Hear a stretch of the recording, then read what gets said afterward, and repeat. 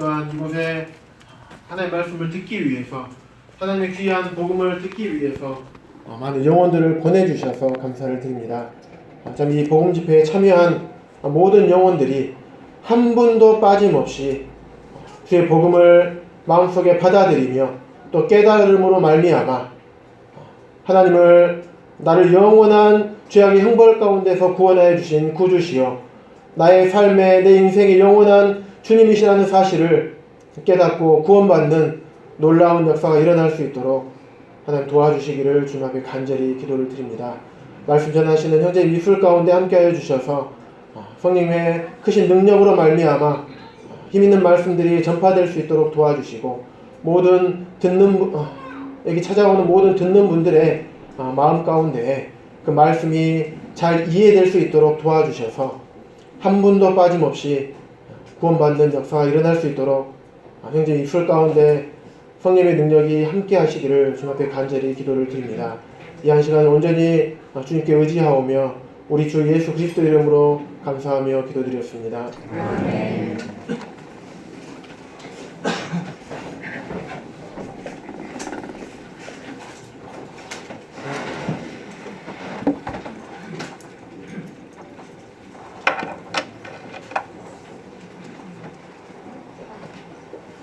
안녕하세요.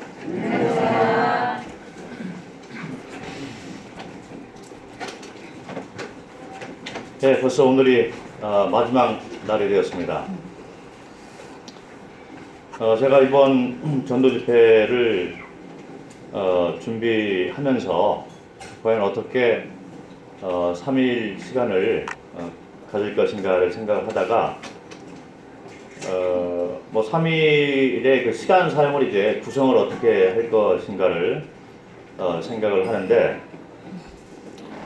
첫날을 예를 들어서 창조주가 있고 성경이 사실이다라는 것을 집중적으로 할 것인가, 그리고 두 번째는 이제 교회를 다니지만 그러나 아직 구원에 확신이 없는 분들을 위해서 또 둘째 시간을 활용할까, 그리고 마지막에 복음에 대해서 이제 풀어볼까 이렇게 생각을 해보고, 또 어떤 전도자들은 그렇게 또 합니다. 그런데 요즘에 현 세대의 그 한국의 실정을 보니까 사람들이 다들 바쁘잖아요. 바쁘고 또 가장 중요한 것은 이 사단이 사람 마음을 유혹하고 이런 창조주에 관한 진리의 말씀, 그리고 인간의 양심에서 들리는 이런 그 음성들, 진리를 찾고자 하고 참 우리의 그 뿌리를 찾는 일에 대해서 사단이 자꾸 방해를 하는 거죠. 그러다 보니까 사람들이 3일 동안 참석하는 그런 분들이 그렇게 많지 않은 걸 보게 됩니다. 그래서 어떤 분들은 첫날 참석하고 그 다음에 둘째 날은 못 오고 또 이런 분들이 많이 계셔요. 그래서 그렇게 되면은 온전한 큰 그림을 보지 못하고 가는 것이 아니냐. 3일 동안에 하루를 빠지거나 아니면은 하루만 이렇게 참석하거나 이런 분들이 계시다면은 전체 그림을 잘 못 볼 것 같아요.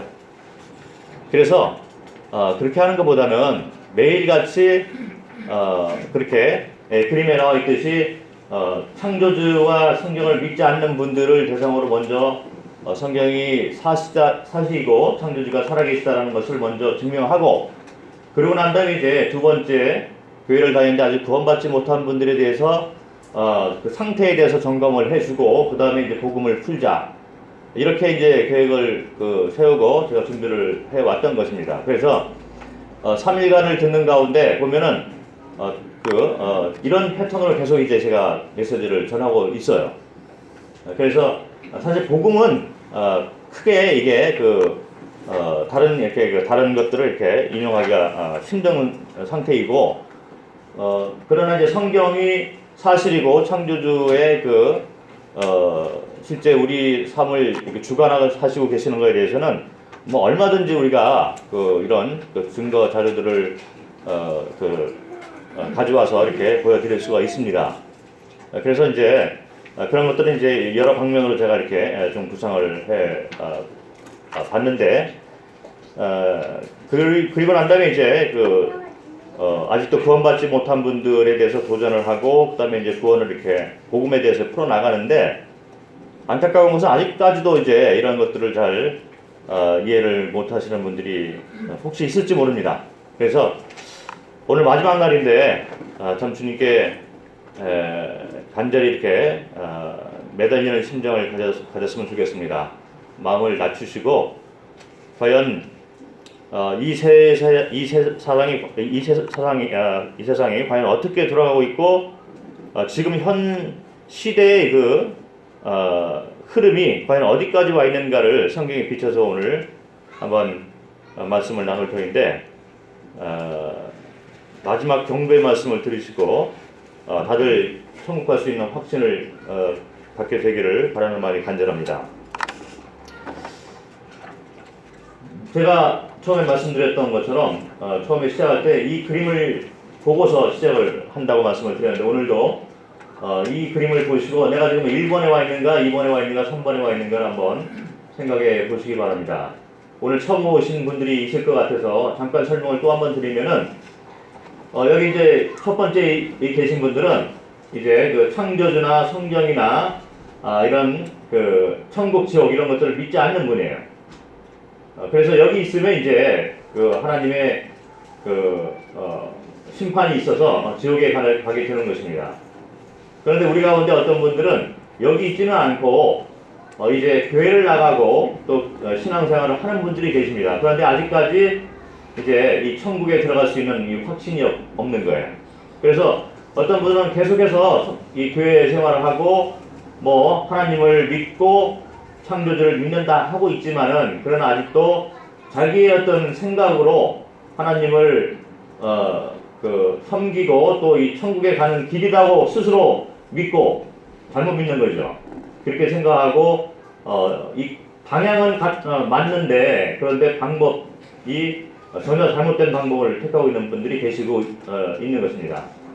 그래서 이런 분들이 또 이쪽으로 가는 법에 대해서 오늘 또 말씀을 드려야 되는데, 여기 계신 분들은 이제 천국에 갈 수 있는 확신이 있는 분들, 천국 시민권자를 가지신 분들, 말씀에 의해서 완전히 이쪽으로 옮기신 분들을 이제 3번이라 이렇게 얘기를 합니다. 그래서 이쪽으로 옮겼을 때 하나님의 손이 와서 딱 잡아서 더 이상 돌아갈 수도 없고 그리고 안전한 것이죠. 구원의 안전을 가진 분이 되는 것입니다. 그래서 오늘 이 그림을 보시고 내가 지금 1번이냐 아니면 2번이냐 3번이냐 이렇게 점검을 해보시고 이제 말씀을 듣도록 하겠습니다. 이틀 동안 말씀을 들어도 아직 여기 계신 분들이 좀 있는 것 같습니다. 안타까운데 오늘 마지막으로 이쪽으로 옮기시는 그런 복을 받기를 바랍니다. 처음에 제가 첫날 말씀을 드렸지만은, 제가 오늘 말씀드리는 것은 종교를 말씀을 드리는 것이 아니에요. 만약 아직도 이 하나님의 말씀을 종교로 이렇게 생각하시는 분이 계시다면은 그냥 시간 낭비하고 계시는 것 같습니다. 종교를 제가 말을 하려고 여기에 온 것이 아니에요. 종교는 사람이 만든 것인데, 제가 지금 드리는 그런 말씀들은 사람이 과연 어디서부터 왔는가, 그래서 사람이 뿌리를 얘기를 하고 싶고, 그리고 그 뿌리를 찾다 보면 결국 진리에 이제 도달하게 되는 것이죠. 우리의 족보를 이렇게 따져 올라가 보는, 이것은 종교가 아니라 진리라는 것입니다. 그래서 종교는 사람으로부터 왔다. 그런데 사람이 어디서부터 왔는가, 이 문제를 다루고 있는 것입니다. 그래서 많은 분들이 기독교를 종교라고 생각하고 있는데, 기독교는 인간의 역사를 얘기하고 있고, 그리고 진리를 말해주고 있는 것입니다. 그래서 창조주를 우리는 찾아야 되고, 창조주께 돌아가야만 되는 거예요. 어차피 사람의 본분은 성경에 나와 있듯이 사람의 본분은 창조주를 기억하고 때가 되면 창조주에게 돌아가는 것이다, 이렇게 성경에 나와 있습니다. 그래서 창조주를 기억하고 우리가 육신을 벗어나서 우리의 영이 창조주를 만나게 될 때 창조주가 우리에게 사랑의 아버지가 되느냐 아니면 심판자가 되느냐, 이 두 개의 그 선택이 있는데 그것이 오늘 우리의 창조주를 향한 그 믿음을 통해서 우리가 다시 창조주를 만날 때 아버지 창조주로서 우리가 만났으면 좋겠습니다. 만약 그렇지 않고 창조주를 이렇게 믿지 않는 분이 계시다면 창조주가 이제 심판자로서 우리 앞에 나타날 것입니다. 성경은 그의 창조주의 이야기를 써놓은 것입니다. 그래서 성경에 대해서 뭐 첫날 말씀을 드렸지만 성경은 40여 명의 저자가 1600년에 걸쳐서 기록이 된 거예요. 이걸 잘 생각을 해보면은 참 놀라운 책인 것입니다. 1600년이라면은 이게 엄청난 길이, 세월이죠. 그런데 40여 명의 저자가 이분들이 시대도 틀리고 그 다음에 신분도 다 틀리죠. 어떤 분은 뭐 어부였던 사람도 있고 어떤 분은 이제 왕했던 사람도 있고 다 이게 틀립니다. 그리고 학식이 많은 분도 있지만은 학식이 뭐 없는 분도 그런 분이 계셔요. 그리고 세대, 시대가 다 틀리고 그런데도 불구하고 이제 성경이 창조주에 대해서 계속 이렇게 말씀을 해주고 있고 그리고 중간에 예언을 했는데 세월이 지나다 보니까 그 예언이 그대로 성취가 된 그런 것들 많이 있는 것이죠. 제가 한번 생각을 해보니까 예를 들어서 뭐 이 방에 10명을 우리가 모아놓은 거예요. 그리고 10명을 이렇게 모아놓는데 한 분은 저기 저 아프리카 쪽에서 오시고 또 한 분은 이제 연세가 지극한 분이 오시고 또 한 분은 아주 어린아이가 또 이렇게 젊은 사람이 오고 이렇게 각자 10명의 그 배경과 생각들이 다 틀린 분을 이렇게 모아놓고 당신들이 여기서 쓰고 싶은 일들을 한번 이렇게 써봐라 이렇게 했을 때 나오는 글을 이렇게 보면은 생각과 또 그들의 배경 이런 것들이 다 틀리기 때문에 다 다른 말들이 나올 수밖에 없다는 것이죠. 그런데 성경은 40여 명이 1600년에 걸쳐서 썼는데도 불구하고 이 창조주에 대해서 인간의 역사를 아주 자세하게 기록되어 있고 예언들을 기록해 놓았습니다. 그리고 서로 대치되는 말들이 없어요. 창조를 얘기하고 인간의 타락과 죄와 사망, 영과 육이 사망하고 천국과 지옥을 얘기하고 그 다음에 인간의 역사, 과거 되어진 일들, 또 미래의 예언들 이걸 제가 오늘 조금 얘기할 건데 그리고 예수님 죽음, 부활, 승천, 다시 오심 이것도 조금 오늘 볼까 합니다. 그리고 계속 나오는 경고의 말인데 심판에 대해서 영원한 형벌과 영원한 생명에 대해서 계속 말씀을 해주고 있어요. 그래서 40명이 1600년에 걸쳐서 기록을 했는데 이것들이 다 서로 대치되는 것 없이 다 이렇게 맞아 돌아가고 그리고 예언들이 다 성취가 되고 있습니다. 그래서 하나님 자신과 그리고 인간의 역사에 대해서 쭉 이렇게 기록을 해놨다는 것이죠. 뭐 시간이 없기 때문에 많은 것들을 얘기할 수는 없지만은 그 성경을 안 믿는 분들을 위해서 제가 이렇게 출애굽기 가운데 나와 있는 이 역사적인 사실인데 사람들이 이거를 사실을 안 믿는 것이 문제잖아요. 그래서 성경에 나와 있는 사건이 그 증거가 현대에도 있다라는 것을 좀 말씀을 먼저 드릴까 합니다. 출애굽기 14장은 이스라엘 백성들 지금으로부터 한 4000년 전에 그 이스라엘 백성들이 그 애굽 땅에서 이제 그 빠져나오는 그런 그 역사적인 사건이 있었죠. 근데 모세를 통해서 하나님이 이스라엘 백성들을 애굽에서 이렇게 이끌어냅니다. 잘 아시는 바와 같이 애굽에서 나온 이스라엘 백성들이 홍해를 건너야 되는데 홍해 물이 쫙 갈라지잖아요. 그래서 이스라엘 백성들이 홍해를 건너서 이제 그 출애굽을 하는 것입니다. 가나안 땅으로 이렇게 들어가게 되는데 이 홍해를 갈라서 이스라엘 백성들이 이제 건너게 되는데 애국 군대들이 이렇게 쫓아옵니다.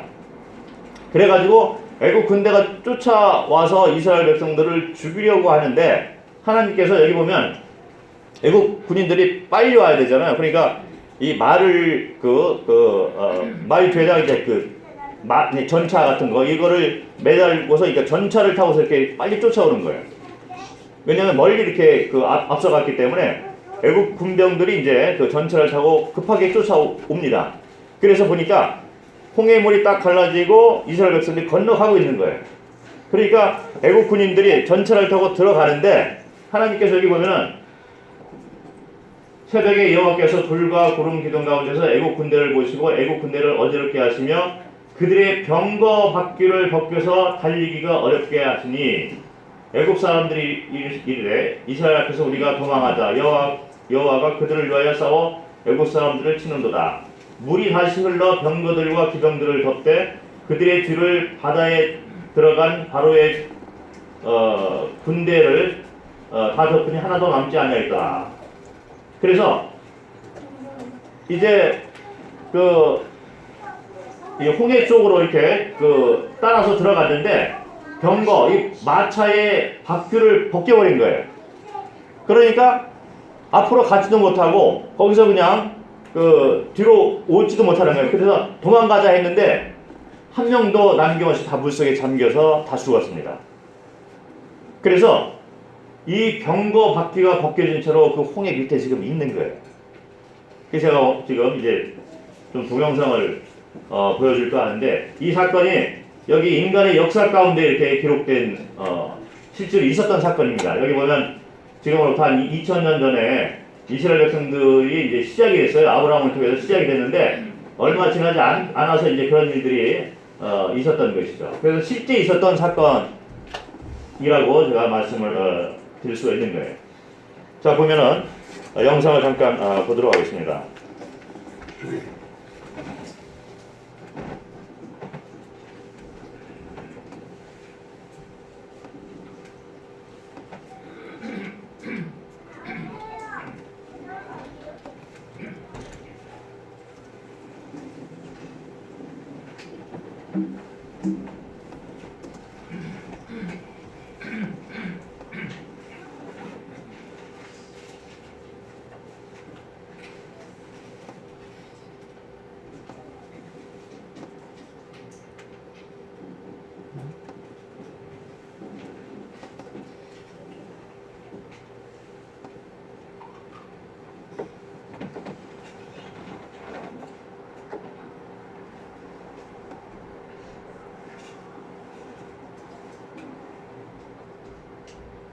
In the spring of 2000, a robotic camera was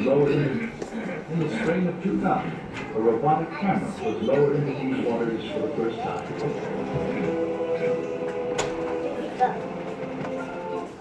In the spring of 2000, a robotic camera was lowered into these waters for the first time. 바다로 보내지?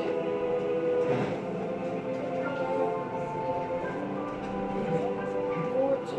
This has never been done. No one has been in the area at all with a remote control camera.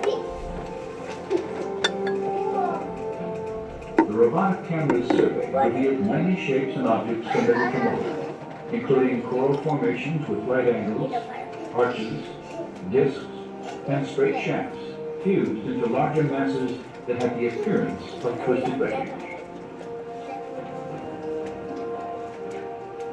Now, when we have been able to go back and forth with a remote control camera, we can repeatedly see that these strange structures we are looking for are there. Not at one place, but you see them again and again and again. There are situations where you see something that looks like an axle, the hub, something that looks like a wheel, and you say to yourself, this is not a coral reef, this is a coral groove on an artifact. And that is what's different to me when I compare corals at other locations around the world. Since the earliest explorations of Nueva, one distinctive type of formation has often been identified on the seafloor. A slender, table-like structure, sometimes standing on end, with a coral-encrusted base, a straight shaft, and a circular top. it's a 90-degree angle, a right angle between something that looks like an axle and the wheel. And you can see this in different varieties, and it looks very different from normal coral group. And it is like a man-made structure with a coral roof on it. In the midst of them, Hong Qian photographed this circular object attached to what appears to have been a broken axle or hub. This discovery was significant for two reasons. Hong Qian had documented the coral-encrusted form of a wheel with dimensions similar to ancient Egyptian artifacts directly across from the proposed Nueva crossing site. Her find also provided independent confirmation of earlier evidence establishing wheel-like formations on both coasts of the Red Sea, in accordance with descriptions in the biblical record. And the Lord looked down on the Egyptian army, and he made the wheels of their chariots come off.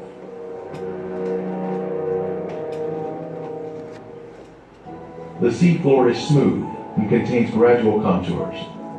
Our first artifact to inspect is this chariot wheel that still has 3 of its 4 spokes, plus the hub is extending upward. We see 90-degree angles here, which are a sign of man-made structure.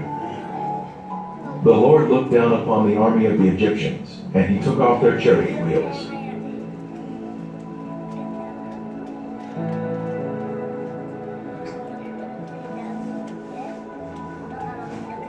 The chariot wheel with 6 spokes was the most widely used by the Egyptians.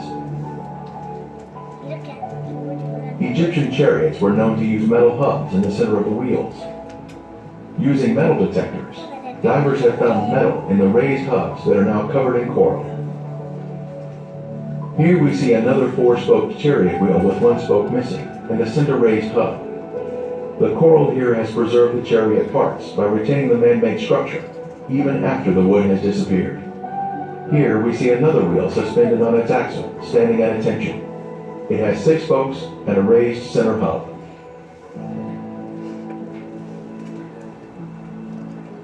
Ron Wyatt made many dives here and located many artifacts. This could have once been a chariot cab. This appears to be another round chariot wheel.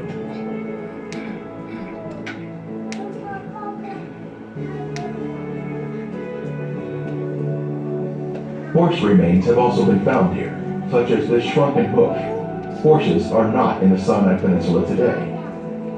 Human remains have also been found, such as this coral-covered femur bone on the right. Lab tests confirmed that it is in fact bone.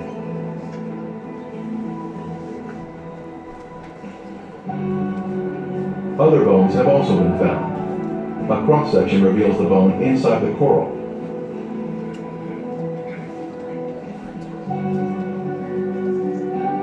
Here we see a chariot wheel standing on its axle in this old 1978 footage shot by Ron Wyatt. Next, we see an 8-spoke wheel with 1 spoke missing. 8-spoke wheels were only used during the 18th dynasty, the time of the Exodus. The premier find here at the crossing site is this gold veneer that was left behind from a 4-spoke chariot wheel. The Bible tells us there were 600 choice chariots used in the chase of the children of Israel. This artifact was left behind at a depth of 200 feet. Since specialized equipment would be necessary to raise it to the surface, today it is still in the location where it was found. Since there are chariot parts on this side of the Red Sea crossing, could there be other chariot parts on the other side of the Gulf, showing the continuation of artifacts? On the shore opposite of Nueva, inspection of the seafloor in Saudi Arabia has also been conducted to see if chariot parts can be found on this side of the Red Sea crossing. While investigating the Saudi Arabian waters, Viveka Pontian found this beautiful round chariot wheel specimen with a raised center hub. This is confirmation of the chariot parts continuing to the other side of the crossing site, opposite Nueva.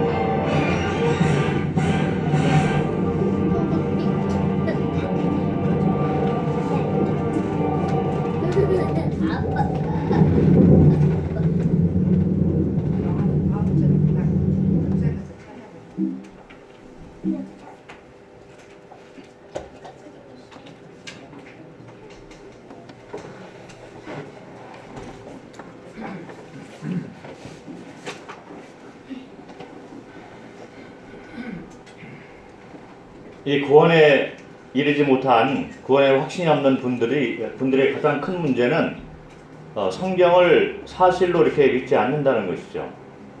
그리고 창조주가 실제로 있고 그리고 천국과 지옥이 있다는 것을 믿지 않는 것입니다.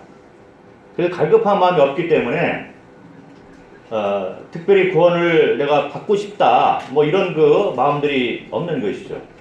그래서 이런 영상을 제가 이렇게 보여드리는 것은 성경을 사실로 일단 믿는 마음이 생기도록 이렇게 영상을 준비해 놓은 것입니다. 이제 조금 전까지는 이제 구약에 대해서 이렇게 말씀을 드렸는데 지금부터는 이제 현대에 일어나는 그런 성경의 예언들 그리고 앞으로 일어날 성경에 기록된 예언들 이런 것들을 좀 말씀을 드릴까 합니다. 지금 현대에 일어나고 있는 일들을 매일같이 우리가 또 뉴스를 통해서 이렇게 접하게 되는데 그런 것들이 사실은 이 성경에 나와 있는 말씀들이 그대로 이루어지고 있는 것이죠. 그리고 앞으로 이제 그런 것들이 성경대로 이 세상에 흘러가는 것을 우리가 볼 수 있습니다. 그 가운데 하나로 예수님께서 이 땅에 계실 때 2000년 전에 계실 때 제자들이 예수님께 와가지고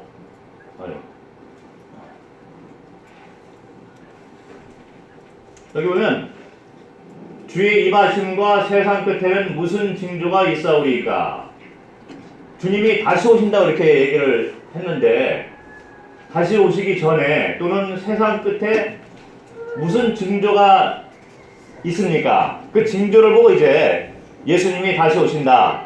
그리고 말세다. 세상 끝이다라는 것을 우리가 알 수 있는데 어떤 징조가 있습니까? 이렇게 물어본 거예요.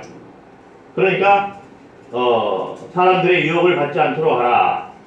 나는 그리스도하여 많은 사람을 미혹하리라. 그래 놓고 난리와 난리 소문을 듣겠으나 너희는 삼가 두려워하지 말라. 이런 일이 있어야 하지 아직 끝은 아니리라.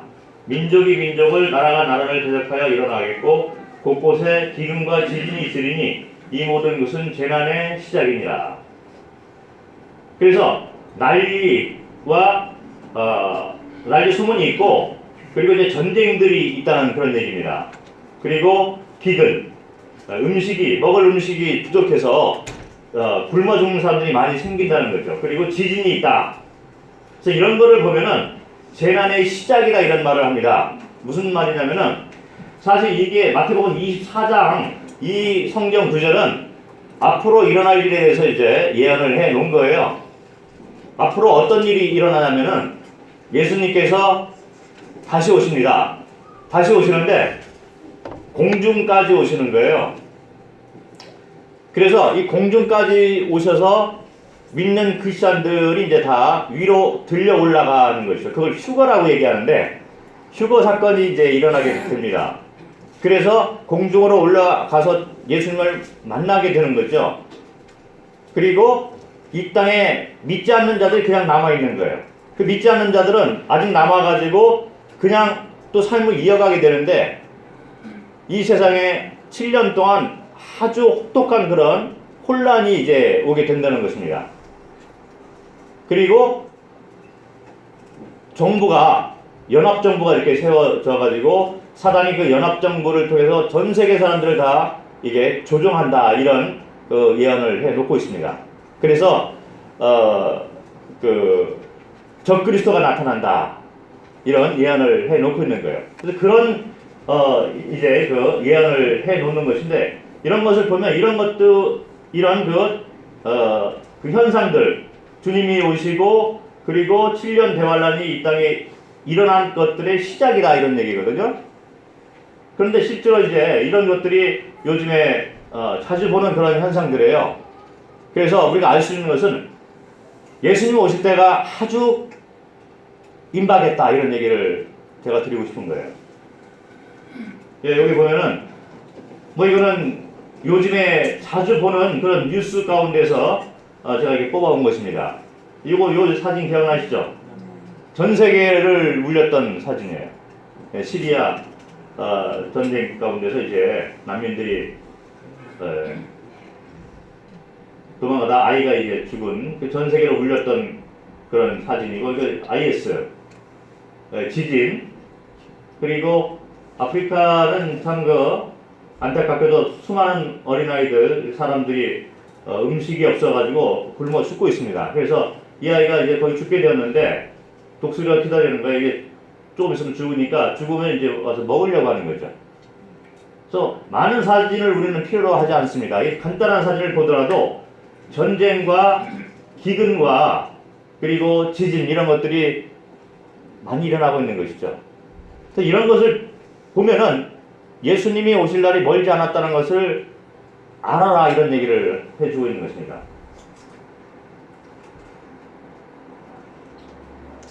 그래서 그들이 인자가 구름을 타고 능력과 큰 영광으로 오는 것을 보리라.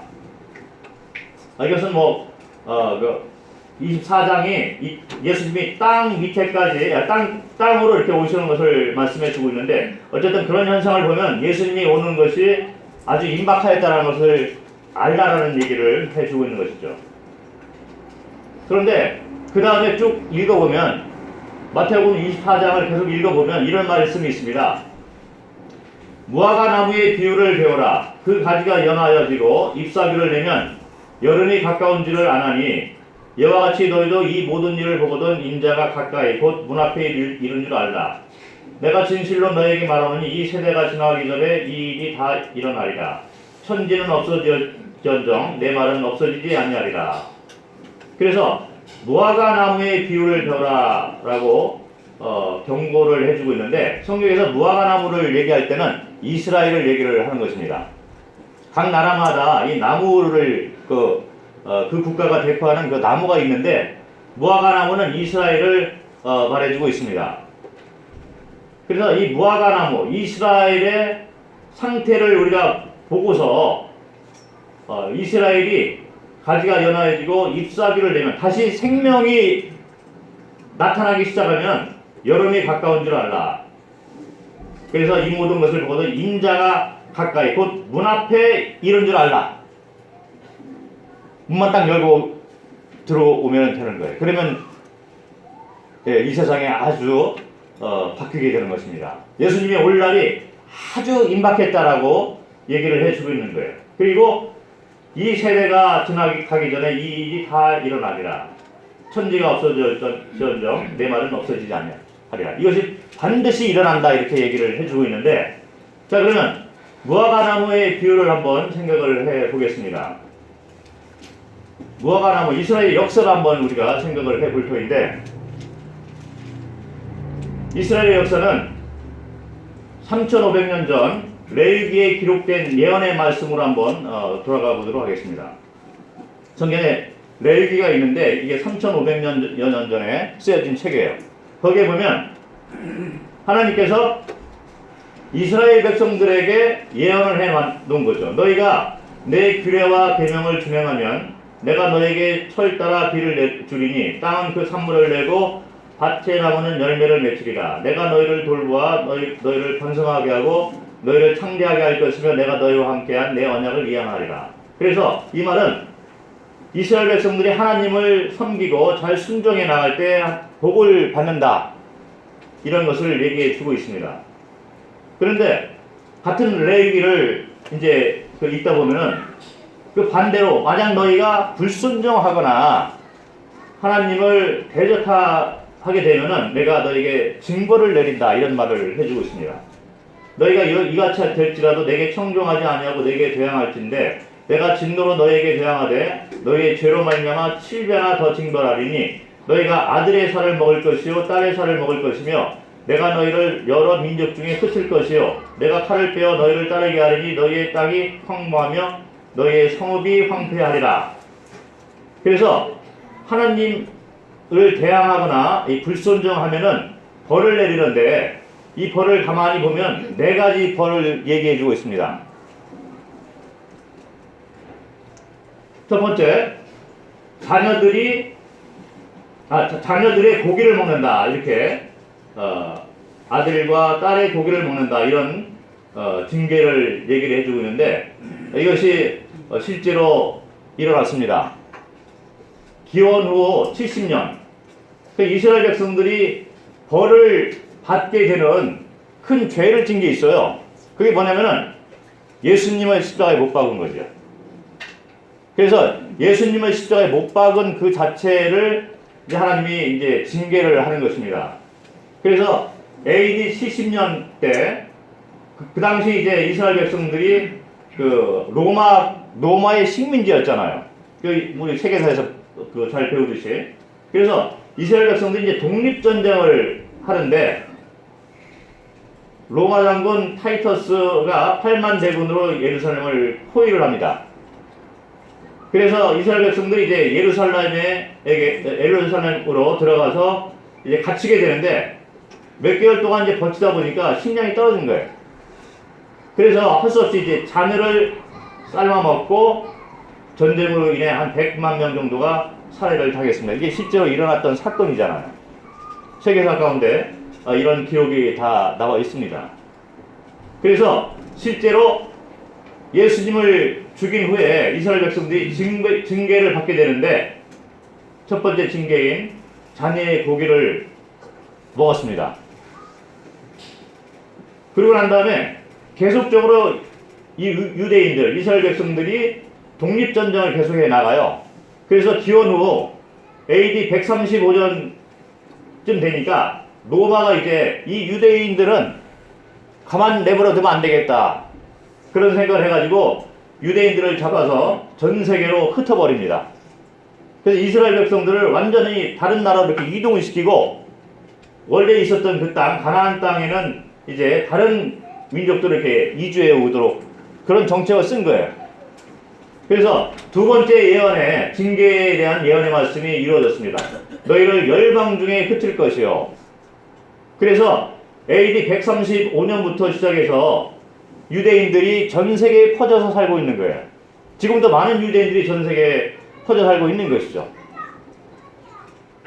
그리고 세 번째, 칼을 빼야 너희를 따르게 하리니.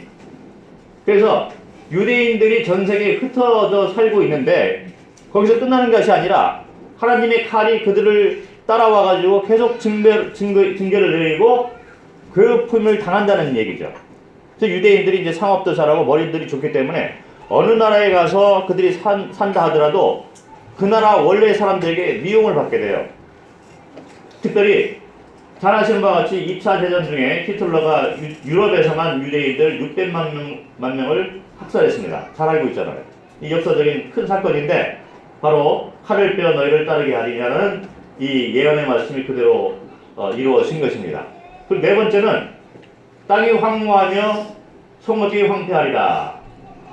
원래 이스라엘 백성들 유대인들이 살았던 그 땅이 독립전쟁을 하다 보니까 독립전쟁을 할 때마다 이 유대인들이 이제 성안으로 이제 도망간 거예요. 그럴 때마다 로마 사람들이 주로 쓴 그 성을 이제 그 공격하는 방법이 뭐냐면은 주위에 있는 이제 나무들을 이렇게 잘라가지고 토성을 쌓는 거예요. 그래서 높이 쌓아가지고 이제 위에서 이제 성을 내려다보고 이제 공격을 하는데 그러다 보니까 이 나무들이 다 베어져가지고 황무하게 되는 거죠. 그리고 이스라엘 백성들이 다른 나라로 흩어지게 되니까 그 땅이 완전히 황폐하게 돼가지고 지금 그 역사적인 역사를 보면은 땅이 황무하며 성읍이 황폐했다. 이것이 실제로 일어났다는 것을 볼 수가 있습니다. 그런데 아까 처음에 말씀드린 여기 보면 무화과나무의 비율을 베라. 그 가지가 연하여 지고 잎사귀를 내면 여름에 가까운 줄을 아나니. 그래서 이 무화과나무 이스라엘 백성들이 그렇게 다 죽은 것처럼 전 세계로 이렇게 퍼져서 사는데 때가 되면은 잎사귀가 난다는 거예요. 다시 생명이 돌아온다 이런 얘기를 해주고 있는 거예요. 그래서 이스라엘 백성들이 다시 생명이 돋아나는 것을 보면 너희가 이 사건을 알아라. 뭐냐면은 인자가 가까이 곧 문 앞에 이른 줄 알라. 그렇게 얘기를 한 거죠. 근데 거기에 대해서 예언이 나와 있습니다. 무화과나무의 소생은 이스라엘의 독립을 얘기하는 거예요. 근데 성경에 보면 3,500년 전에 레위기에서 이제 이스라엘 백성들에 대한 징계를 예언을 했는데 그 후에 지금으로부터 한 2600년 전에 이사야서에 이스라엘의 독립에 대해서 예언을 해 놓고 있습니다. 성경에 이스라엘의 회복에 대한 예언의 말씀이 이사야서 이런 데 보면 나와 있어요. 특별히 60장 1절, 4절, 8절에 보면 이런 말이 있습니다. 일어나라, 빛을 발하라. 이는 내게 내 빛이 이르렀고 여호와의 영광이 내 위에 임하였음이니라. 여호와께서 하나님께서 이스라엘 백성들을 일으켜 세우는 거예요. 내 눈을 들어 사방을 보라. 무리가 다 모여 내게로 오느니라. 내 아들들은 먼 곳에서 오겠고 내 딸들은 안기에 올 것이라. 그래서 사방으로 전 세계로 흩어져 살고 있던 유대인들이 때가 되니까 다시 몰려온다 이런 얘기를 하고 있는데 여기 보면 아주 기막힌 말씀이 나와 있습니다. 이 사람들이 몰려오는데 어떻게 몰려오냐면은 구름같이 비둘기같이 그 보금자리로 날아가는 것 같이 날아오는 자들이 누구냐? 그들이 옛날 땅으로 돌아오는데 어떻게 돌아오냐면은 날로 돌아온다는 거예요.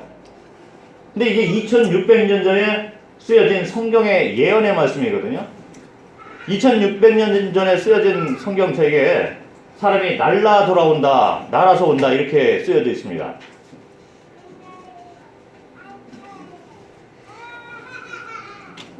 그런데 1948년 5월 14일 날 이스라엘이 독립을 했어요.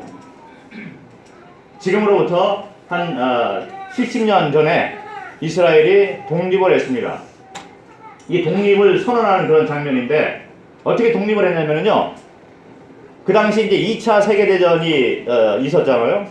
근데 2차 세계대전이 한참 일어날 때 이스라엘 백성들이 연합군하고 이제 협상을 하는 것이죠. 그래서 연합군의 그 승리를 우리가 도와주겠다. 그러면 승리한 후에 우리의 독립을 좀 도와달라 이런 협상을 합니다. 그래서 이제 유대인들이 모여가지고 그 핵폭탄 이런 걸 만들어서 결국 이겼습니다. 이기고 난 다음에 유엔이 이스라엘이 독립하는 걸 도와주고 있어요. 그래서 그 절차 이런 걸 따져가지고 한 3년 정도 돼서 이제 이스라엘 백성들이 다시 옛날 땅으로 돌아가게 된 것입니다. 그래서 돌아가서 독립선언을 하고 있는 거예요. 지금 지도상에 보면 현재 쓰고 있는 지도를 보면 이스라엘이 지도에 다시 생겨났습니다. 1800년이 넘는 세월 동안 이스라엘 백성들이 나라가 없었는데 때가 되니까 이들이 다시 소생한 거예요. 무화과나무가 다시 잎을 내기 시작했다. 살아났다는 거죠. 그 성경 예언의 말씀이 그대로 이루어진 것입니다. 그런데 이 사람들이 독립을 해서 전 세계에 퍼져 있던 이스라엘 유대인들이 이스라엘 나라로 가나안 땅으로 다시 돌아갔는데 어떻게 돌아갔냐면 비행기를 타고 돌아가요. 지금도 이스라엘을 방문하려면은 유일한 방법이 비행기 타고 가는 방법이죠. 왜냐하면 한쪽이 바다로 돼 있고 나머지는 적군으로 이렇게 쭉 둘러싸여 있기 때문에 차로 가면 너무나 절차들이 복잡하고 그러니까 가지 못해요. 그래서 비행기 타고 가는 건데 성경에 2600년 전에 이 예언이 쓰여진 거예요. 그들이 날아오리라, 비둘기처럼 구름처럼 날아오리라 이런 말을 하고 있는 거예요. 여기 보면 사람이 최초로 날기 시작한 것이 1903년도 라이트 형제의 최초의 비행이 약 59초의 비행을 했습니다. 이게 그 장면인 거죠. 이게 처음으로 사람이 날기 시작한 거거든요. 근데 사람이 날게 되었는데 59초 동안 날게 된 거예요. 그러고 난 다음에 점점 기술이 발전해가지고 지금은 이제 장시간 동안 이제 다른 나라로 갈 때 비행기를 타고 갑니다. 그런데 한 100년 전에 비행기가 발명이 된 거예요. 근데 성경에 2600년 전에 이미 예언을 해 놓았습니다. 구름같이 비둘기같이 날아가는 것 같이 비둘기들이 날아가는 것 같이 날아오는 자들이 누구냐? 구름같이 비둘기들이 날아가는 것처럼 이 비행기를 얘기하고 있는 거죠. 비행기 타고 그들이 돌아간다는 얘기를 2600년 전에 이미 예언을 해 놓았습니다. 이와 같이 성경의 모든 것들이 그대로 다 이루어지고 있는 거예요. 성경에 경고를 하는데 너희가 창조주를 기억하지 못하고 창조주께 돌아가지 아니하면은 너희는 멸망을 당한다. 그것은 육적 멸망뿐만 아니라 영적 멸망, 지옥에 떨어진다는 것을 성경에 기록이 되어 있습니다. 그리고 한 군데 있는 것이 아니고 여러 군데 있는 것이죠. 그래서 창조주에게 돌아와라, 창조주를 믿어라, 이런 얘기를 계속 해주고 있는 것입니다. 이와 같이 한마디도 그대로 다 성취가 돼 있는 것을 보게 되는데, 여러 구절에서 심판에 대한 경고를 해주고 있기 때문에 우리는 그 경고 말을 그냥 흘려버려서는 안 되는 거예요.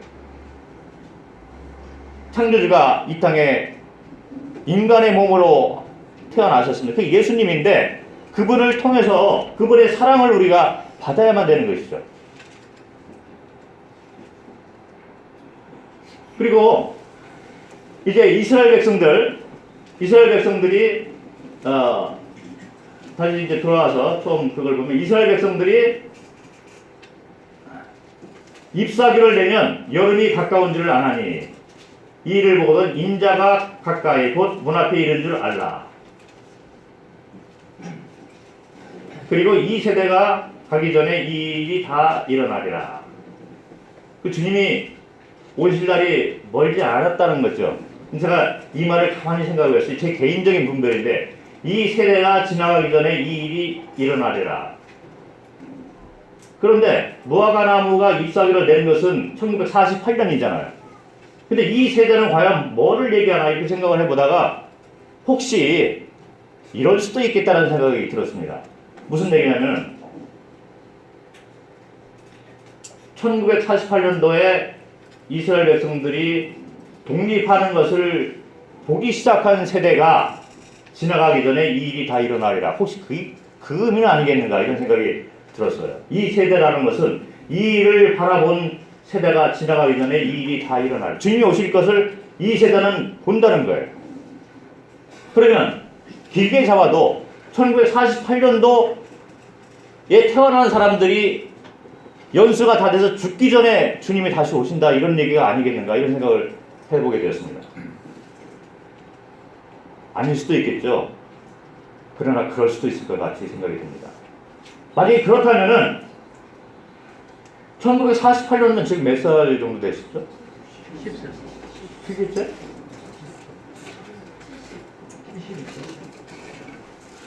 그런가요? 예, 이거 큰일 났네요, 그러면. 천지는 없어질지언정 내 말은 없어지지 아니하리라. 그래서 얼마 있다가 주님이 오신다는, 그런데 아까도 말씀드렸지만은 마태복음 24장은 7년 환란 때 일어나는 일을 얘기해 주고 있는 거예요. 이런 것이 7년 환란이 일어나기 전에 예수님이 공중 재림해서 믿는 자들이 휴거를 당하거든요. 그러니까 1948년도생들이 지금 70세면은 거기다 7년을 더 빼면은 진짜 얼마 남지 않았다 이런 생각이 듭니다. 그래서 빨리 믿으셔야 돼요. 오늘이 어쩌면 마지막 기회일 수가 되는 것입니다. 언제 또 이런 집회를 하겠습니까? 누가 나를 데려다 여기 앉혀가지고 하나님의 경고의 말씀을 좀 들어봐라. 하나님의 사랑의 말씀을 좀 들어봐라. 누가 나를 또 초대를 할 것인가?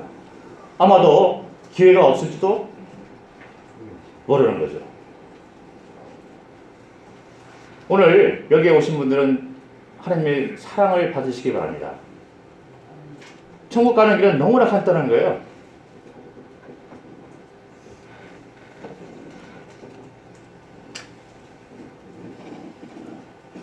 여기 보면 또 하나의 놀라운 예언을 해주고 있는데 666 들어보셨나요? 666 이 666에 대한 말이 성경 계시록 13장에 그리고 14장에 아주 구체적으로 기록이 되어 있습니다. 여기 보면 이게 이제 7년 대환란 동안에 일어나는 일을 예언한 겁니다. 예수님이 오셔서 크리스찬들이 휴거가 돼서 이 땅에 없게 되면은 이제 적그리스도가 나타나가지고 이 세상을 연합정부를 만드는 거예요. 그럴 때 사용하는 방법이 뭐냐면은 연합정부를 만들 때 사용하는 방법이 바로 666이거든요. 그래서 이 666 이 방법을 통해 가지고 전 세계를 통합하고 조정을 합니다. 그런데 보면 그가 여기 이제 적그리스도를 얘기해요. 사단을 얘기하는 거죠. 그가 모든 자, 곧 작은 자나 큰 자나 부자나 가난한 자나 자유인이나 종들에게 그 오른손에나 이마에 표를 받게 하고 누구든지 이 표를 가진 자 외에는 매매를 못하게 하니 이 표는 곧 짐승의 이름이나 그 이름의 수라. 지혜가 여기 있으니 총명한 자는 그 짐승의 수를 세어보라. 그것은 사람의 수니 그의 수는 666이니라. 모든 사람에게 그 오른손에나 아주 주의 있게 보시기 바랍니다. 그 구체적으로 나와 있잖아요. 계시록은 요한이라는 예수님의 제자가 앞으로 일어날 일에 대해서 비전을 보고서 쓴 책이에요. 2000년 전에. 그래서 2000년 전에 예언을 해왔는데 말세가 되면 오른손에나 이마에 표를 받게 하고 이 표를 가진 자 외에는 매매를 못하게 한다. 마치 이런 거기 경우죠. 우리가 지금 이제 그 카드를 사용하고 있는데 이 카드가 이 불편하잖아요. 앞으로는 이 카드에 숨겨져 있는 그 정보를 칩에다가 담아가지고 이 오른손에다 딱 집어넣는다는 얘기예요. 그런데 이 표가 없는 자는 병원도 못 가고 물건을 사고 팔고도 할 수 없다는 거죠. 은행 잔고가 아니 은행 그 통장 자체가 없다는 거예요. 거래가 안 된다는 얘기죠. 그래서 이 수는 666이니라. 그래서 66이라는 얘기죠. 뭐 영어도 나오고 그랬는데 이 사단의 숫자예요. 그런데 여기 보면 누구든지 짐승과 그의 우상에게 경배하고 이마에나 손에 표를 받으면 이걸 받으면 그도 하나님의 진노의 포도주를 마시리니 불과 유황으로 고난을 받으리니 그리고 그의 우상에게 경배하고 그의 이름표를 받는 자는 누구든지 밤낮 쉼을 얻지 못하리라. 이 표를 받으면 지옥으로 간다는 얘기입니다. 그런데 안 받으면 매매를 못하게 되고 그래서 아주 심각한 상태에 처하게 된다는 거예요. 근데 이때가 되면 이때는 크리스찬들은 먼저 예수님이 오실 때 휴가가 된 다음이라는 거죠. 근데 지금 안 믿는 분들이 이제 이런 것을 당하게 된다는 것입니다. 근데 이게 지금 일어나고 있어요. 666이라는 이 컴퓨터 칩이 요즘에 세상 밖으로 나와 지고 있는 것이죠. 아주 실제적으로 우리 옆에 와 있습니다. 그리고 사용하는 사람도 있고 받은 자들이 또 있어요. 제가 이 동영상을 좀 보여드리는데 이 동영상은 그냥 뭐 크리스천들이 만든 것도 아니고 YTN에서 YTN 그 저기 텔레비 방송 그 뉴스 방송 있잖아요. 거기 취재를 해서 얼마 전까지도 이걸 다 보여줬던 그런 뉴스인데 사람들이 관심이 없기 때문에 이걸 모르는 거예요. 성경을 아는 자들은 이것을 놓치지 않는 것이죠.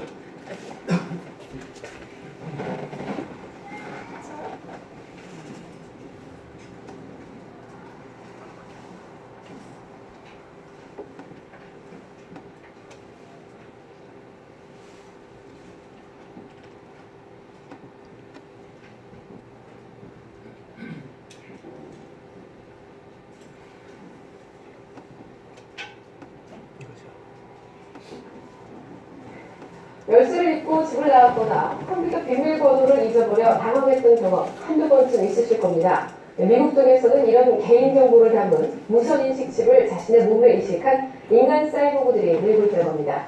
신현준 기자가 보도입니다. 이른바 인간 사이보그 미키 스칼라씨. 비더기에 손을 대자 컴퓨터가 저절로 켜집니다. 손등에 개인정보를 내장한 무선 인식칩을 집어넣었기 때문입니다. Just wave your hands and, something happens, an event occurs, whether it's door or password or, internet information being displayed to you. I like that magic aspect. 동전보다 작은 이 무선 인식칩의 가격은 2,000원 정도. 일단 한번 손등에 집어넣으면 100년 동안 작동하며 수술도 비교적 간단합니다. 무엇보다 암호를 일일이 기억하지 않아도 되고 또 개인정보가 누출될 위험도 없는 게 장점입니다. 그라프 스트라시는 자신의 여자친구와 함께 칩을 손에 이식했습니다. I just felt like, this technology is functional and the impact on the body is very, very low. So the benefits outweighed any possible risks involved. 이 실험엔 전 세계에서 20여 명이 참가하고 있습니다. 하지만 아직 부정적인 시각도 많습니다. So the chip thing seemed to be just like the ultimate way for like the government to kind of corporations almost more to kind of control everyone and track what they're doing. 컴퓨터와 사람이 하나 되는 세상이 이제 현실로 다가오고 있습니다. YTN 신현재입니다.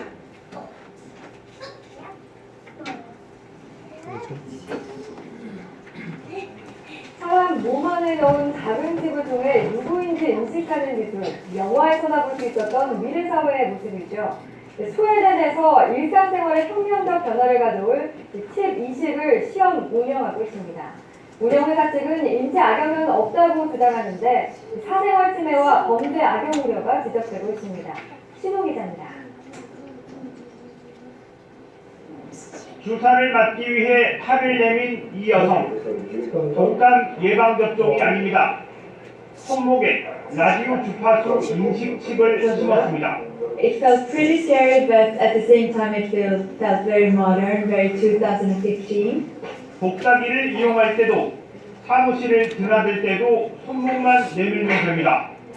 스마트폰을 대면 누군지 인식할 수 있고 출입증을 잃어버려서 밖에서 서성이는 불편도 사라집니다. Payments is, I think, one area. I think also for healthcare reasons that you can sort of communicate with your doctor and you can get data on what you eat and sort of what your physical status is. 지금은 희망자한테만 1.2cm짜리 칩을 심는 시술을 하고 있습니다. 운영업체 측은 인체에는 아무런 해를 끼치지 않는다고 설명합니다. 또 금속 탐지기나 MRI 검사를 받을 때 문제가 생기는 불편도 없을 거라고 장담했습니다. 하지만 이 같은 기술의 진보에는 사생활 침해나 범죄 활용 가능성 등 부작용이 뒤따를 수 있다는 지적도 나오고 있습니다. YTN 신입니다.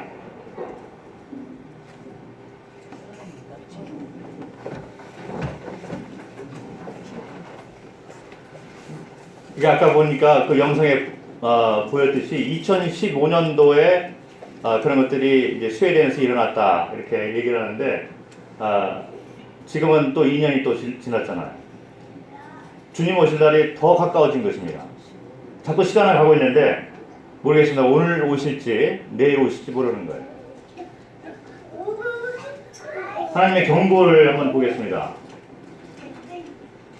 이마에나 손에 표를 받으면 하나님의 진노의 포도주를 마시리니 불과 유황으로 고난을 받으리니 그의 이름표를 받는 자는 누구든지 밤낮 쉼을 얻지 못하리라 하더라. 여기 계신 분들은 이런 일을 당하지 않기를 바랍니다. 그 전에 먼저 예수님의 사랑을 우리가 받아야 될 걸로 이렇게 생각을 합니다. 마태복음 16장에 보면은 하나님의 경고 메시지가 나와 있어요.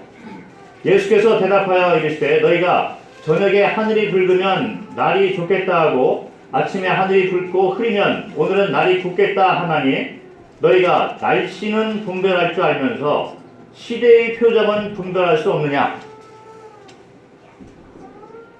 예, 날씨가 흐리면 이제 비가 올 것이다 이렇게 날씨는 분별할 줄 아는데 이런 시대의 표적을 보면서도 주님이 오실 날이 멀지 않았다는 이것을 분별하지 못한다는 거예요. 왜 그러냐면 사단이 그렇게 유혹을 해서 우리의 마음을 자꾸 닫게 하는 것입니다. 우리는 창조주를 찾고 그분의 말씀 가운데 우리의 구원의 확신을 가져야 됩니다. 그래서 그 지옥에 대해서 이렇게 얘기를 했는데 마가복음 9장에 나와 있는 이 지옥에 관한 말씀을 제가 이틀 동안 말씀을 보여드렸는데 오늘도 또 말씀을 보여드리겠습니다. 두 손을 가지고 지옥 곧 꺼지지 않는 불에 들어가는 것보다 나으니라. 그래서 지옥이 있다는 것을 얘기하고 거기에 들어가지 말라라고 경고를 해주고 있는 거예요. 두 눈을 가지고 지옥에 던져지는 것보다 나으니라. 거기에서는 구더기도 죽지 않고 불도 꺼지지 아니하느니라. 그리고 지옥에 대해서 말씀을 해주고 있는데 저주를 받은 자들아 나를 떠나 마귀와 그 사자들을 위하여 예비된 영원한 불에 들어가라. 사실 지옥은 창조주께서 이 마귀 사탄과 그 귀신들을 위해서 만들어 놓은 곳입니다. 그런데 창조주를 안 믿고 마귀 편에 서 있는 사람들은 같이 떨어진다는 거죠. 지옥으로. 그들은 영벌에 의인들은 영생에 들어가리라 하시니라. 요한계시록 20장에 보면은 이런 마지막 심판에 관한 경고 말씀이 있습니다. 마귀가 불과 유황못에 던져지니. 그래서 마귀가 이제 지옥으로 가게 되는데 내가 보니 죽은 자들이 큰 자나 작은 자나 그 보좌 앞에서 서 있는데 책들이 펴있고 또 다른 책이 펴졌으니 곧 생명책이라. 죽은 자들이 자기 행위를 따라 책들에 기록된 대로 심판을 받으니 바다가 그 가운데서 죽은 자들을 내주고 또 사망과 음부도 그 가운데서 죽은 자들을 내주매 각 사람이 자기 행위대로 심판을 받고 사망과 음부도 불못에 던져지니 이것은 둘째 사망 곧 불못이라. 누구든지 생명책에 기록되지 못하는 자들은 불못에 던지더라. 그래서 심판을 받게 되면은 행위대로 심판을 받는다는 거죠. 그런데 심판을 안 받는 사람들이 있는데 그 사람들은 행위대로 받을 필요가 없는 거예요. 심판 자체를 안 받으니까. 그 사람들은 이제 생명책에 기록된 자들이 심판 안 받고 천국으로 간다는 것이죠. 어리석은 자들은 그 마음에 이르기를 하나님이 없다 하도다.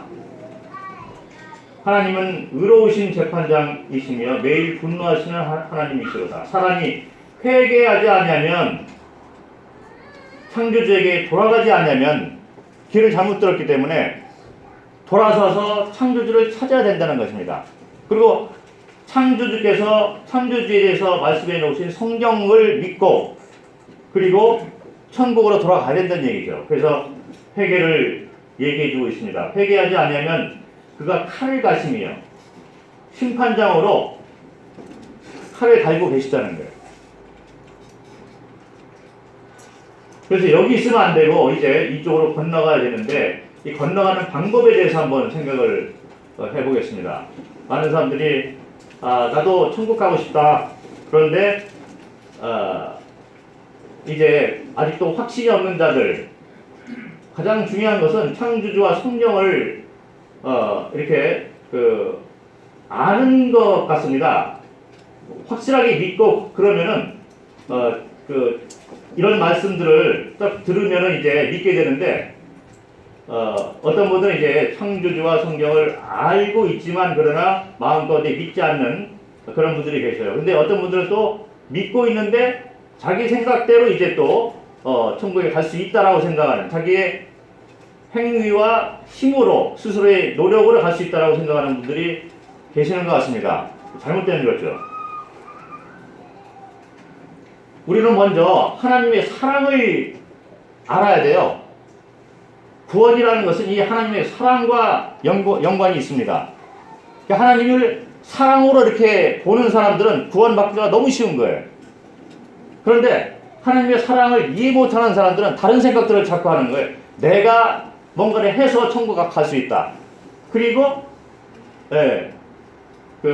이 회개는 다른 회개가 아니라 죄 질 때마다 내가 잘못했습니다. 그런데 또 죄 지고 또 이 회개를 꼭 이렇게 잘못했다라고 해야지 이제 죄사함을 받는다. 이렇게 잘못 이해하는 사람들이 있습니다.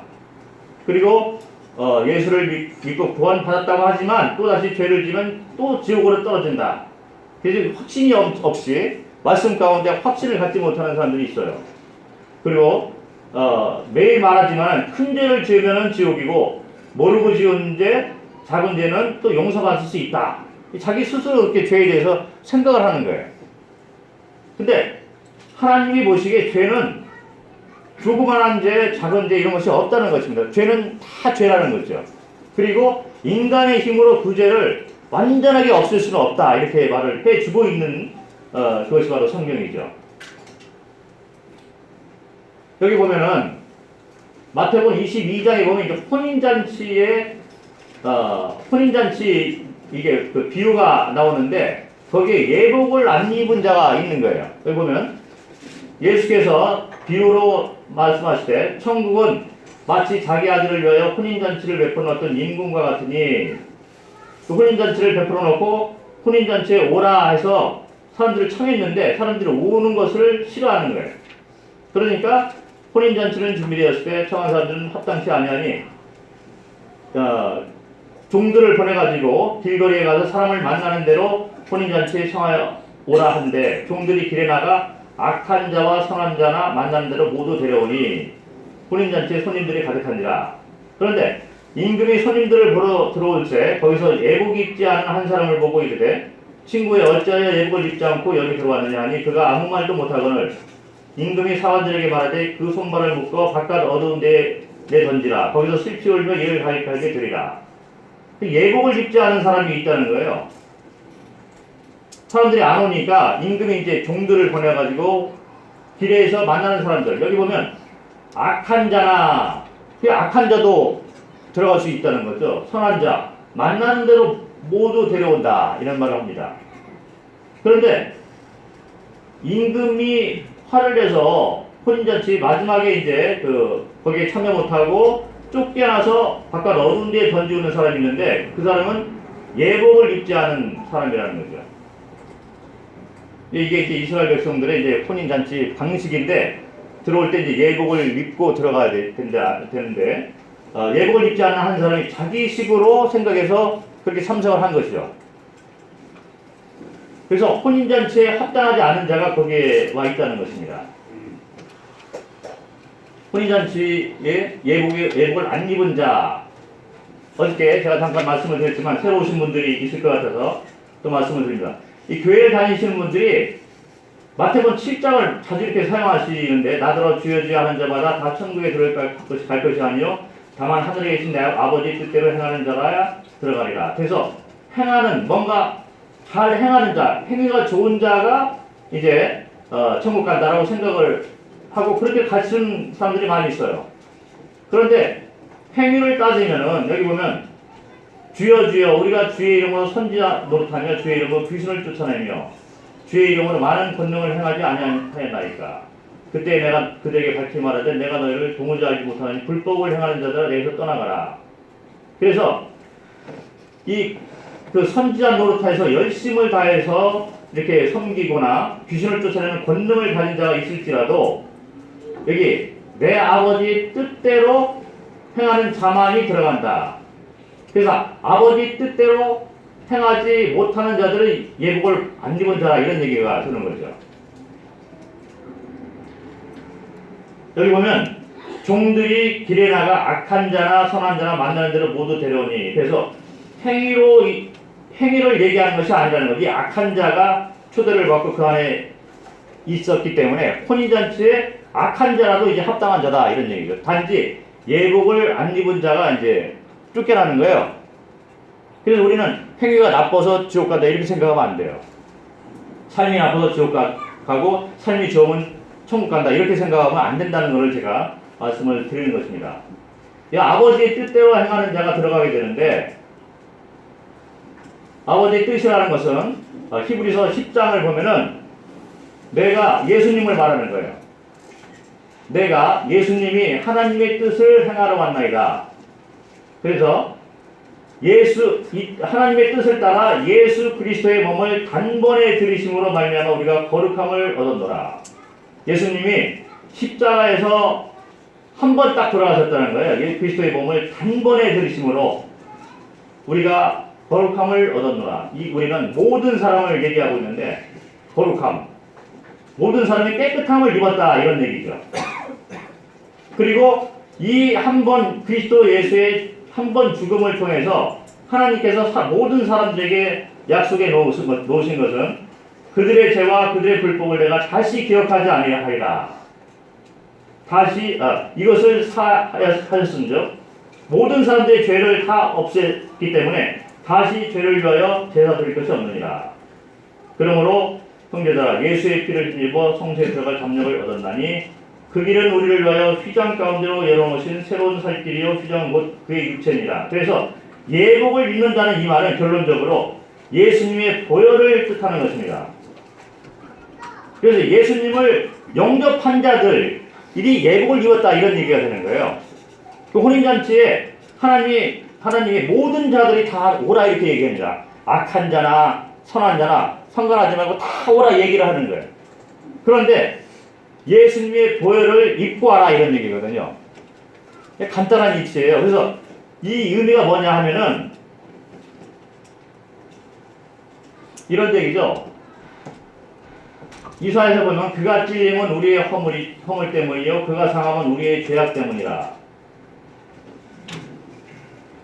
여기 보면 우리는 다 양 같아서 그릇 행하여 각자 제 갈 길로 갔거늘 여호와께서는 우리 모두의 죄악을 그에게 감당시키셨도다. 그래서 모든 사람들이 다 죄인으로 태어났는데 예수님, 창조주인 예수님께서 사람들을 사랑하심으로 모든 사람 대신에 예수님이 죽으셨다는 얘기죠. 그래서 모든 사람의 죄를 예수님이 짊어지고 십자가에서 한 번 딱 돌아가신 거예요. 그리고 이 세상 모든 사람들의 죄를 다 덮으신 것입니다. 사하해 준 것이죠. 여기는 그 예수의 이름 자체가 이런 의미가 있는 거죠. 그가 자기 백성을 그들의 죄에서 구원할 자이심이냐. 예수의 그 삶 자체가 그들의 죄에서 구원할 자이심이라. 한 사람이 순종하지 아니함으로 많은 사람이 죄인 된 것 같이 한 사람이 순종함으로, 이 한 사람은 아담을 얘기하고 있습니다. 아담이 순종하지 아니했기 때문에 죄가 이 세상에 들어와서 많은 사람들이 죄인이 된 거죠. 그런데 한 사람이 순종하심으로, 예수님이 십자가에 들어가서 순종하심으로 많은 사람이 의인이 되리라. 많은 죄인들의 죄를 다 짊어지고 돌아가셨기 때문에 사람들이 죽을 것인데 예수님이 대신 죽었다 이런 얘기죠. 대신 심판을 받았다 이런 얘기죠. 이것이 하나님의 사랑이라는 것이죠. 하나님이 우리를 사랑하시는 사랑을 우리가 알고 믿었느니 하나님은 사랑이시라. 사랑 안에 거하는 자는 하나님 안에 거하고 하나님도 그의 안에 거하시느니라. 제가 3일 내내 이 말씀을 계속 들려드려요. 왜냐하면 이 말씀을 제가 설명을 하면 혹시라도 죄 문제나 하나님의 사랑에 대해서 쉽게 이렇게 받아들일 수 있지 않을까. 그래서 제가 이 말씀을 3일 내내 말씀을 드려요. 이 말씀을 잘 들으시면은 하나님의 사랑이 얼마나 큰지를 알게 되는 거예요. 그리고 모든 사람이 다 천국 가기를 원하시는 창조주의 뜻을 우리가 여기서 바라볼 수가 있습니다. 그리고 내가 아무리 죄가 많다 하더라도, 그리고 성경을 모르고 아무것도 무지한 자라 할지라도 이 원리를 가만히 살펴보면 나도 쉽게 천국 가는구나, 이것이 바로 하나님의 사랑이구나라는 것을 볼 수 있기 때문에 제가 이거를 들어서 어떻게 하면 이 복음을 참 쉽게 설명을 할까, 어떻게 하면 하나님의 사랑, 창조주이신 예수님의 사랑을 어떻게 하면 쉽게 전달할 수 있을까 생각하다가 이 규절을 10명의 문둥병자 이 사건을 가지고 설명을 계속 드리는 거예요. 다시 한번 설명을 제가 드리는데 하나님의 사랑을 발견하시기 바랍니다. 보면은 예수께서 예루살렘으로 이렇게 지나가고 있는데 한 마을에 들어가니까 나병 환자 10명이 예수를 만나서 도와달라고 얘기를 하는 거예요. 간청을 하니까 예수님께서 너희 몸을 제사장들에게 보이라 하셨더니 그들이 가다가 깨끗함을 받은지라. 10명의 나병 환자들이 가다가 깨끗함을 다 받은 거예요. 10명이 다 깨끗함을 받은 거예요. 그런데 그 중에 한 사람이 자기가 나은 것을 보고 큰 소리로 하나님께 영광을 돌리며 돌아와 예수의 발 아래 엎드려 감사하니. 한 사람만 그런 거예요. 10명이 다 깨끗함을 받았는데 한 사람이 자기가 나은 것을 보고, 아주 중요한 말이잖아요. 한 사람이 자기가 나은 것을 보고 큰 소리로 하나님께 영광을 돌리며 돌아와 예수의 발 앞에 엎드려 감사하니. 예수님이 보고 10사람이 다 깨끗함을 받지 아니하였느냐? 그 아우는 어디 있느냐? 그래놓고 이 하나님께 영광을 돌리고 예수님 발 앞에 엎드려 감사하는 자에게 너의 믿음이 너를 구원하였느냐 이렇게 말하는 거죠. 여기 보면 문둥병자가 10명이 있는데 10명이 다 고침을 받았습니다. 다시 한번 제가 또 한 번 말씀을 드리는데 예수님이 십자가에 돌아가심으로 한 번 돌아가심으로 이 세상의 모든 죄는 다 없어진 거예요.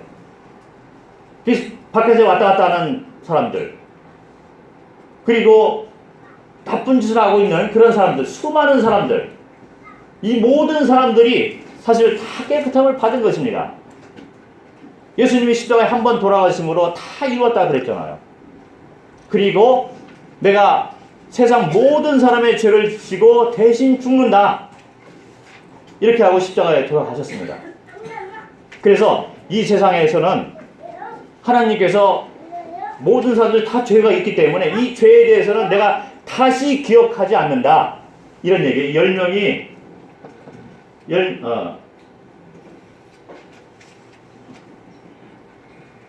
여기 보면 문둥병자 10명이 다 고침을 받은 것입니다. 여기 계신 모든 분들이 죄사함을 받은 거예요. 예수님이 이미 십자가에 한 번 돌아가셨기 때문에 우리 모두는 죄로부터 하나님의 시각에서부터 죄사함을 받은 것입니다. 그런데 아까 읽어드린 그 말씀대로 누가 하나님께 영광을 돌리고 창조주를 기억하는 거죠. 그리고 나의 뿌리를 찾는 것입니다. 하나님께 영광을 돌리고 예수님 앞에 와가지고 그 은혜에 감사하는 이 사람, 이 한 명이 구원받았다는 것입니다. 그 믿음을 보고 이 감사하는 것을 보고 네가 구원받았다 얘기하는 거예요. 너무나 쉬운 이치를 얘기해 주고 있습니다. 이것이 하나님의 사랑이라는 것이죠. 예수님의 사랑을 간절하게 얘기해 주고 있습니다. 다른 길은 없어요. 우리가 가지고 있는 죄를 스스로 해결해서 천국 가려면 갈 수가 없는 것이잖아요. 그래서 오직 구원은 위로부터 오고 하나님의 선물이다 이렇게 얘기하는 거예요. 우리의 죄는 다 사함을 받았습니다. 그런데 누가 와서 하나님께 영광을 돌리고 예수님 앞에 감사하느냐? 그에게 이르되 일어나 가라. 내 믿음이 너를 구원하였느니라. 이 말씀을 붙들고 하나님 앞에 영광을 돌리고 그리고 예수님 앞에 감사하시기 바랍니다. 우리는 이미 죄사함을 받았다. 요한복음 1장 29절에 세상 죄를 지고 난 하나님의 어린 양이로다 이런 말 하고 있습니다. 죄사함을 받았기 때문에 여기에 대해서 우리가 더 이상 우리가 얽매일 필요가 없는 거예요. 단지 우리는 창조주에게 돌아가는 것입니다. 그리고 그 앞에 무릎을 꿇고 감사합니다. 예수님의 사랑을 그냥 받는 거예요.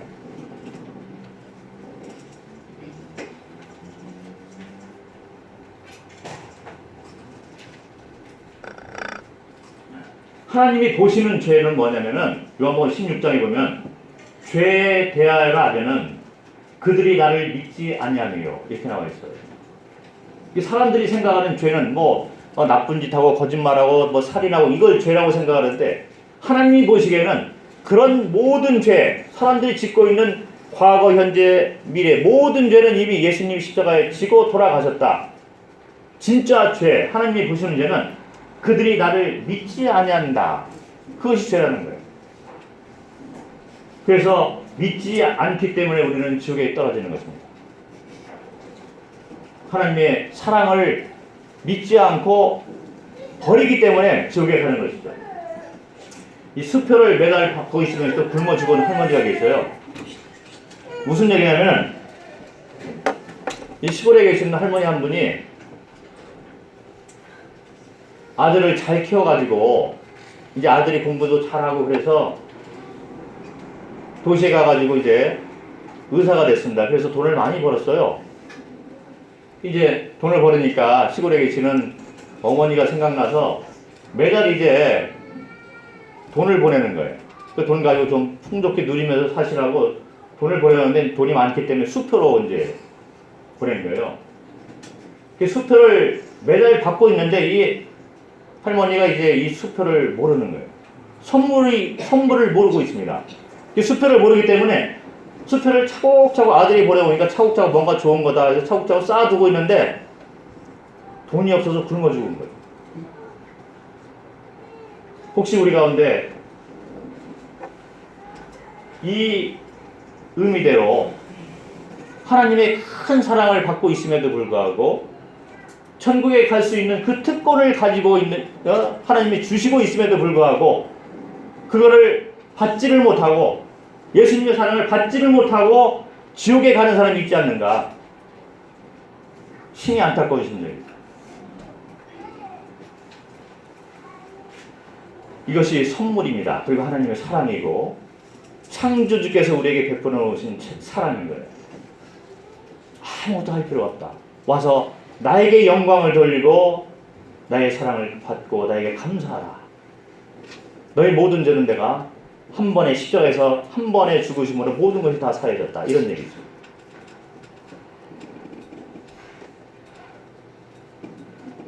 어떤 사람이 이게 인간의 시각으로 죄를 보는 거예요. 여기 보면 누가복음 13장에 어떤 사람이 그때 마침 두어 사람이 와서 빌라도가 어떤 갈릴리 사람들이 피를 그들의 제물에 섞은 일로 예수께 아뢰되 대답하여 너희는 이 갈릴리 사람들이 이같이 해받음으로 다른 모든 갈릴리 사람보다 죄가 더 있는지 아느냐?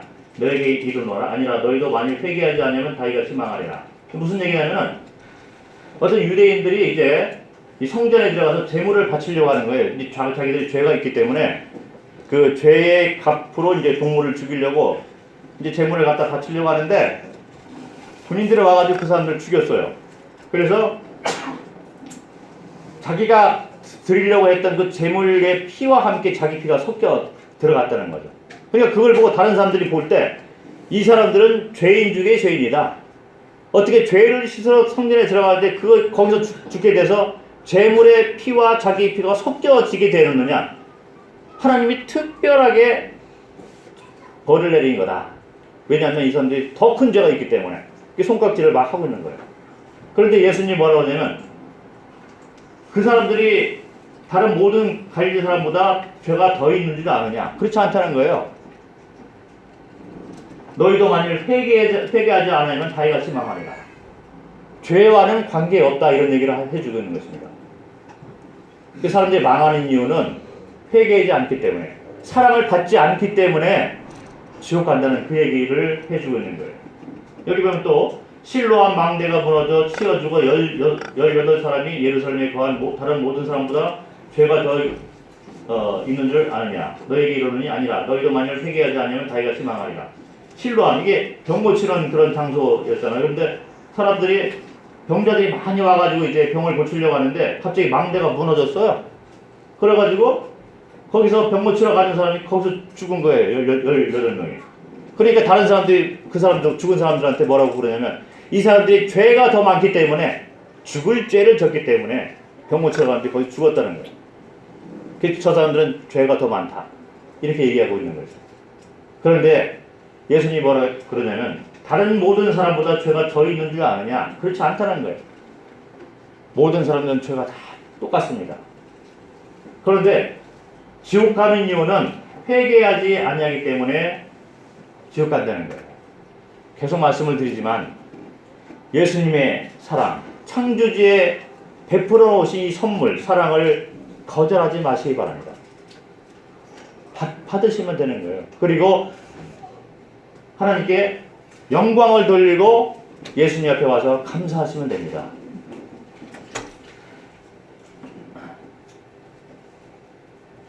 자, 다시 한번 제가 보여드리죠. 그가 히브리서 10장 14절 죄사함에 대해서 말씀을 해주고 있는데 그가 거룩하게 된 자들을 한 번의 제사로 영원히 온전하게 하셨느니라. 딱 한 번 죽으셨잖아요, 예수님이. 그 한 번의 제사로 영원히 온전하게 하셨느냐. 완전하게 하셨다는 영원히. 또 그들의 죄와 그들의 불법을 내가 다시 기억하지 아니하리라. 모든 죄를 다 사하여 주신 것입니다. 진실로 진실로 너에게 이르노니 내 말을 듣고 또 나 보내신 이를 믿는 자는 영생을 얻었고 심판에 이르지 아니하나니 사망에서 생명으로 옮겼느니라. 죄하고는 관계없어요. 그런데 뭐하고 관계 있냐면 창조주를 믿고 이 성경말을 듣고 이 하나님의 사랑을 보고 창조주를 믿는 자는 영생을 얻었고 심판에 이르지 아니하니 사망에서 생명으로 옮겨졌느니라. 천국으로 옮겨졌다는 얘기입니다. 이 말씀이 하나님의 사랑을 다시 한번 확증하는 거예요. 너희가 지옥에 있지 않고 천국으로 옮겨졌다. 이런 얘기를 해주고 있습니다. 예, 여기서 여기 있지도 않고 여기 있지도 않고 이쪽으로 옮겨졌다라는 얘기죠. 그가 우리를 흑암의 권세에서 건져내사 그의 사랑의 아들의 나라로 옮기셨으니, 예, 이 사단의 권세에서 건져내서 천국으로 옮겨졌다 이런 얘기죠. 그 아들 안에서 우리가 속량 곧 죄사함을 얻었도다. 그래서 천국 시민권자가 됐다는 얘기입니다. 하나님 앞에 와서 감사하시는 자가 되었을 때 우리는 천국의 시민권자가 되는 것입니다. 내가 그들에게 영생을 주노니 영원히 멸망하지 아니할 것이요 또 그들을 내 손에서 빼앗을 자가 없느니라. 그들을 주신 내 아버지는 만물보다 크심에 아무도 아버지 손에서 빼앗을 수 없느니라. 아까 그림 봤듯이 이제 손이 와서 딱 잡는다는 거죠. 또 하나 지옥으로 갈 수 없는 이유가 만약에 우리가 그의 죽으심과 같은 모양으로 연합한 자가 되었으면 또한 그의 부활과 같은 모양으로 연합한 자가 되리라. 그러므로 다시 지옥에 갈 수 없다는 거죠. 예수님이 죽으시고 그러고 난 다음에 부활하셔가지고 승리하셨잖아요. 그래서 우리가 예수님을 믿으면은 예수님의 부활과 같은 모양으로 연합한 자가 되리라. 예수님하고 딱 붙어있기 때문에 다시 지옥에 갈 수 없다는 얘기죠. 예수님의 사랑을 다시 한번 얘기해주고 있는 것입니다. 예수님이 부활을 통해서 승리하셨듯이 이제 우리는 다시 죽는 자가 되지 않는다는 얘기입니다. 여기 보면 내가 확신하노니 사망이나 생명이나 천사들이나 권세자들이나 현재일이나 장래일이나 능력이나 높음이나 기쁨이나 다른 어떤 피조물이라도 우리를 우리 주 그리스도 예수 안에 있는 하나님의 사랑에서 끊을 수 없으리라. 자, 이 말씀에 우리의 그 영생, 구원의 확증을 이 말씀을 통해서 다시 한번 확인하시기 바랍니다. 우리를 우리 주 그리스도 예수 안에 있는 하나님의 사랑에서 끊을 수 없으리라. 아무것도 끊을 수 없다는 거예요. 하나님의 약속을 받은 자들은, 하나님의 사랑을 받은 자들은 그 누구도 이 하나님의 사랑에서 우리를 끊어낼 수가 없다는 것입니다. 그래서 우리가 영생을 받고 구원의 확신을 가질 수밖에 없다는 얘기죠. 영접하는 자, 곧 그 이름을 믿는 자들에게는 하나님의 자녀가 되는 권세를 주셨으니 이는 혈통으로나 육정으로나 사람의 뜻으로 나지 아니하고 오직 하나님께로부터 난 자들이니라. 자녀된 자들의 신분을 바꿀 수가 없다는 얘기인 것입니다. 우리 자녀로 이렇게 태어나면 이 아이들이 뭐 어떤 때는 잘못도 하고 고문을 대항을 할지라도 우리 자녀는 자녀인 것이죠. 바꿀 수가 없어. 이 피부, 혈통은 바꿀 수 없다는 얘기죠. 이 사람의 혈통도 그러한데 하나님의 자녀가 됐다 하면은 바꿀 수가 없다는 것입니다. 그 이름을 믿는 자들에게는 하나님의 자녀가 되는 권세를 주셨어요. 이 권세라는 거예요. 권세. 사탄을 이길 수 있는 권세라는 거죠. 그래서 하나님의 자녀가 되는 권세를 주셨으니 오직 하나님께로부터 난 자들입니다.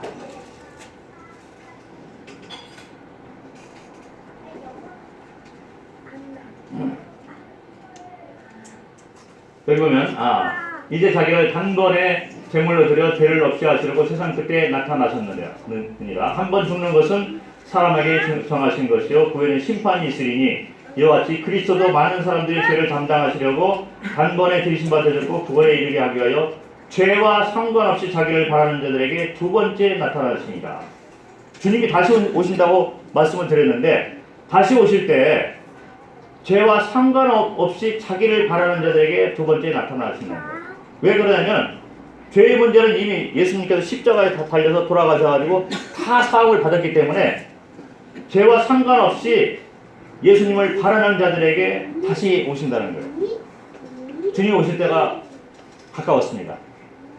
우리가 주님 오시기를 바라는데 죄와 상관없이 바라는 거예요. 왜냐면 다 짊어지고 가셨기 때문에, 다 이루었기 때문에, 죄에 대해서 사함을 받은 자이기 때문에 우리는 주님 오실 때 주님과 함께 거하는 자가 된다는 거죠. 이게 이제 주님 오신다는 그 예언의 말씀인 거죠. 휴거. 예수님의 공중 재림을 예언하는 그런 말씀인데, 주께서 호령과 천사장의 소리와 하나님의 나팔 소리로 친히 하늘로부터 강림하시리니 그리스도 안에서 죽은 자들이 먼저 일어나고 그 후에 우리 살아남은 자들도 그들과 함께 구름 속으로 끌어올려 공중에서 주를 영접하게 하시리니 그리하여 우리가 항상 주와 함께 있으리라. 그러므로 이러한 말로 서로 위로하라. 주님이 오실 날이 아주 임박했습니다. 이 시대의 흐름을 보고 우리가 알 수 있는 거예요. 주님 오시면은 죄와 상관없이 주님을 믿는 자들, 주님 앞에 와서 감사하는 자들을 주님께서 끌어올리신다는 것입니다. 그리고 영원히 함께한다.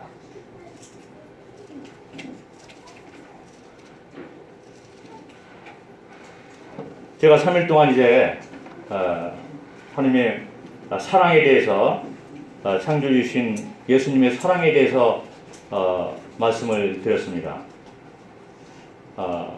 원하기는 여기 있는 모든 사람들이 다 하나님의 사랑을 받고 우리의 옛 뿌리를 다시 되찾아서 천국 시민권으로 거듭나는 놀라운 역사가 있기를 바라는 마음이 있습니다. 네, 감사합니다.